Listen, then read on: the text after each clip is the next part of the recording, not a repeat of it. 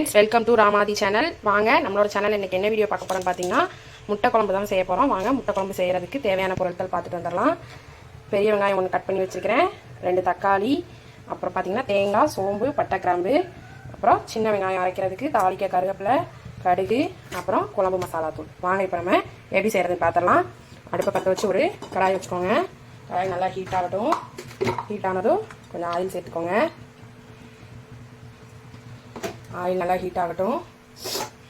இந்த ஸ்டேஜில் நம்ம நறுக்கி வச்சுருக்க தக்காளியை இதில் ஆட் பண்ணிக்கலாம்.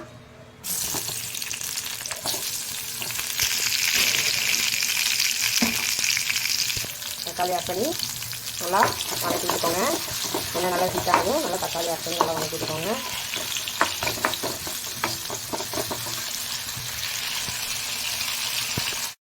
பாருங்க, இந்த ஸ்டேஜில் கொஞ்சமாக சால்ட் ஆட் பண்ணிக்கோங்க.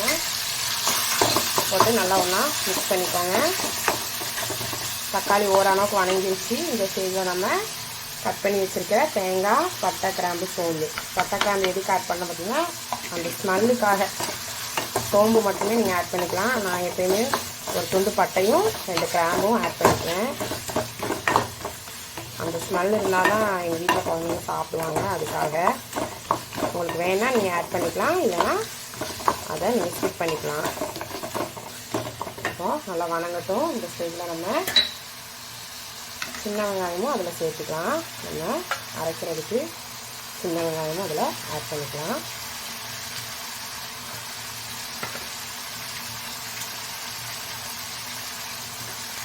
எப்பயுமே சின்ன வெங்காயம் சேர்த்து தான் எந்த குழம்பு வைக்கிறதா இருந்தாலும் சின்ன வெங்காயம் கொஞ்சம் போட்டு தான் அரைச்சி தான் நான் குழம்பு செய்வேன். அப்போ தான் அது கொஞ்சம் டேஸ்ட் கொஞ்சம் நல்லாயிருக்கும். குழம்பு தாளிக்கிறதுக்கு ஒரே ஒரு பெரிய வெங்காயம் போட்டால் போதும். மற்றபடி நம்ம இங்கேயே சின்ன வெங்காயம் சேர்த்து மசாலா ரெடி பண்ணிடுறதுனால ஒன்றும் பிரச்சனை இல்லை. இப்போ இதை நல்லா ஓரளவுக்கு வணங்கட்டும். பாருங்கள் ஃப்ரெண்ட்ஸ், ஓரளவுக்கு நல்லா இதாகிடுச்சு. இப்போது நம்ம குழம்பு மசாலா தூள் சேர்த்துடலாம். நான் வீட்டிலே நானே ரெடி பண்ணி வச்ச மசாலா தூள். எல்லா குழம்புக்குமே, புளிக்குழம்பு, அப்புறம் சிக்கன் குழம்பு, மட்டன் குழம்பு எல்லாத்துக்குமே இந்த மசாலா தான் நான் சேர்ப்பேன். ரொம்ப டேஸ்டியாக இருக்கும். அதுலேயும் மெயினாக நாட்டுக்கோழி குழம்புக்கு இந்த மசாலா ரொம்பவே டேஸ்ட்டாக இருக்கும். இந்த பொடி நானே வீட்டில் தயார் பண்ணி வச்சுருக்கேன். இந்த மசாலா எப்படி தயார் பண்ணுறதுங்கிற ஒரு வீடியோவும் நான் இன்னொரு நாள் உங்களுக்கு போடுறேன். இந்த மசாலா ரொம்ப டேஸ்ட்டாக இருக்கும். குழம்பு நாட்டுக்கோழி குழம்புக்கு ரொம்பவே டேஸ்டியான ஒரு மசாலா தான் நாங்கள் ரெடி பண்ணி வச்சுருக்கோம். இந்த மசாலா தான் நான் எல்லா குழம்புக்குமே போடுவேன். நல்லா டேஸ்ட்டாக இருக்கும். உங்களுக்கு இன்னொரு நாள் அதோட வீடியோ போடுறேன். இப்போ நம்ம இதெல்லாம் ஒன்றா மிக்ஸ் பண்ணி விட்டுடலாம். பாருங்கள் ஃப்ரெண்ட்ஸ், எல்லாம் நல்லா ஒன்றா மிக்ஸ் பண்ணியாச்சு. இந்த ஸ்டேஜில் நம்ம அடுப்பை ஆஃப் பண்ணிவிட்டு கொஞ்ச நேரம் இதை ஆற வச்சுட்டு நம்ம மிக்சியில் போட்டு ஒரு ஓட்டி எடுத்துகிட்டு வந்துடலாம். வாங்க இப்போ அடுத்து நம்ம குழம்புக்கு வதக்கி விட்டுடலாம். வச்சுக்கோங்க, ஒரு கடாய் வச்சுக்கோங்க. கடாய் நல்லா ஹீட் ஆனதும் கொஞ்சம் ஆயில் சேர்த்துக்கோங்க. ஆயில் நல்லா ஹீட் ஆகட்டும். ஃப்ரெண்ட்ஸ், ஆயில் நல்லா ஹீட் ஆகிடுச்சு. இந்த ஸ்டேஜில் நம்ம கடுகு சேர்த்துக்கலாம். அப்புறம் கருவேப்பிலை,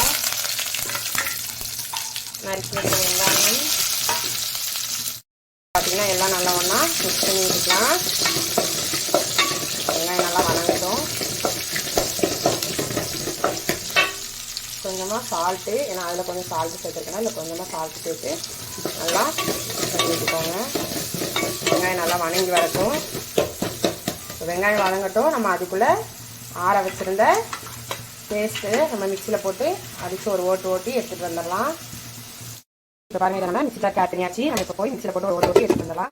ஓகே ஃப்ரெண்ட்ஸ், இப்போ பாருங்கள், நம்ம நல்லா ஃபைன் பேஸ்ட்டாக அரைச்சி எடுத்து வந்தாச்சு. வாங்க இப்போ நம்ம வெங்காயத்தில் ஆட் பண்ணிடலாம். இப்போ உங்களுக்கு தேவையான அளவு தண்ணி சேர்த்துக்கோங்க. நம்ம மசாலா ஆட் பண்ணியாச்சு. இப்போ இந்த ஸ்டேஜில் நம்ம தண்ணி, குழம்புக்கு தேவையான அளவு தண்ணி ஆட் பண்ணிக்கோங்க. உங்களுக்கு எவ்வளோ தண்ணி தேவையோ அவ்வளோ ஆட் பண்ணிக்கோங்க. ஃப்ரெண்ட்ஸ், நான் எனக்கு தேவையான அளவு தண்ணி ஆட் பண்ணியிருக்கேன். நீங்கள் உங்களுக்கு தேவையான அளவு ஆட் பண்ணிக்கோங்க. இந்த ஸ்டேஜில் குழம்பு உப்பு உரப்பாக இருக்கான்னு கரெக்டாக பார்த்துக்கோங்க. நான் வந்து மிளகாத்தூளே போடல, ஏன்னா நான் வீட்டில் தயார் பண்ண மசாலாலே மிளகாத்தூளாக ஆட் பண்ணியிருக்கேன். அதனால் நான் எதுவும் மிளகாத்தூளும் போடலை. எனக்கு இப்போயே காரம் உப்பு எல்லாமே கரெக்டாக இருக்குது. இந்த ஸ்டேஜில் கரெக்டாக இருக்கான்னு பார்த்துக்கோங்க. இப்போ குழம்பு நல்லா கொதி வரட்டும். ஃப்ரெண்ட்ஸ், குழம்பு நல்லா கொதி வருது. நல்லா கொதி வரட்டும்.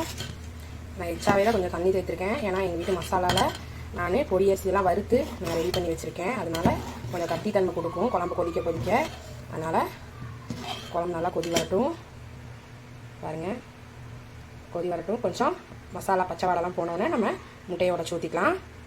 பாருங்கள் ஃப்ரெண்ட்ஸ், குழம்பு நல்லா கொதி வந்து அப்போ இருந்ததுக்கும் இப்போ இருக்கிறதுக்கும் பாருங்கள் குழம்பு கொதிக்க கட்டி தன்மை வந்துருச்சு. அதனால தான் எப்போயுமே எச்சா கொஞ்சம் தண்ணி வைப்பேன். ஆனால் எங்கள் வீட்டில் நாங்கள் ரெடி பண்ண மசாலா கொதிக்க குழம்பு நல்லா கட்டியாகி டேஸ்ட்டாக இருக்கும். இப்போ பாருங்கள் இந்த ஸ்டேஜில் நம்ம முட்டையை இதில் ஆட் பண்ணிடலாம். இந்த மாதிரி முட்டையை ஒரு குழிக்கரண்டியில் உடச்சி ஊற்றிக்கோங்க. அப்போ தான் உடச்சி ஊற்றுற முட்டை குழம்பு வந்து கிராக் ஆகாமல் அப்படியே அழகாக வரும். இப்போ பாருங்கள் இந்த மாதிரி ஒரே இடத்துல இப்படி ஊற்றிக்கோங்க.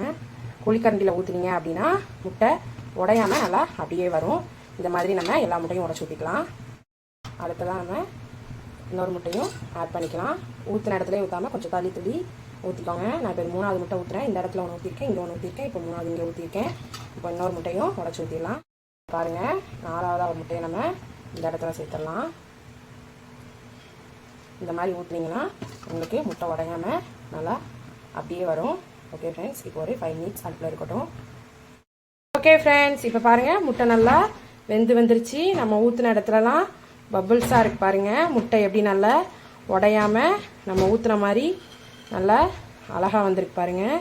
இந்த ஸ்டேஜில் நம்ம அடுப்பை ஆஃப் பண்ணிக்கலாம். ஃப்ரெண்ட்ஸ், இப்போ பாருங்கள் முட்டை குழம்பு ரெடி ஆயிடுச்சு. நல்லா கொதி வந்து முட்டையெல்லாம் நல்லா வந்துருச்சு. இந்த ஸ்டேஜில் நம்ம அடுப்பை ஆஃப் பண்ணிடலாம். ஃப்ரெண்ட்ஸ், இப்போ பாருங்கள் சூடான சாப்பாடும் பாருங்கள் சூடான சாப்பாடு, சுவையான முட்டை குழம்பு. வாங்க இப்போ நம்ம முட்டை குழம்பு எடுத்து ஊற்றிடலாம். சோலைக்கு சாப்பாடு வச்சு கொடுத்துடலாம். இங்கே பாருங்கள் சூடான சாப்பாடும் சுவையான முட்டை குழம்பும். எங்கள் அம்மா வந்து இப்போ வந்து டேஸ்டியான முட்டை குழம்பு செஞ்சுருக்காங்க. இந்த வீடியோ பிடிச்சதா லைக் பண்ணுங்கள், ஷேர் பண்ணுங்கள், கமெண்ட் பண்ணுங்கள். அப்படியே பக்கத்தில் இருக்க பெல் கிளிக் பண்ணுங்கள். அடுத்து சப்ஸ்கிரைப் பண்ணுங்கள். பாய் பாய்.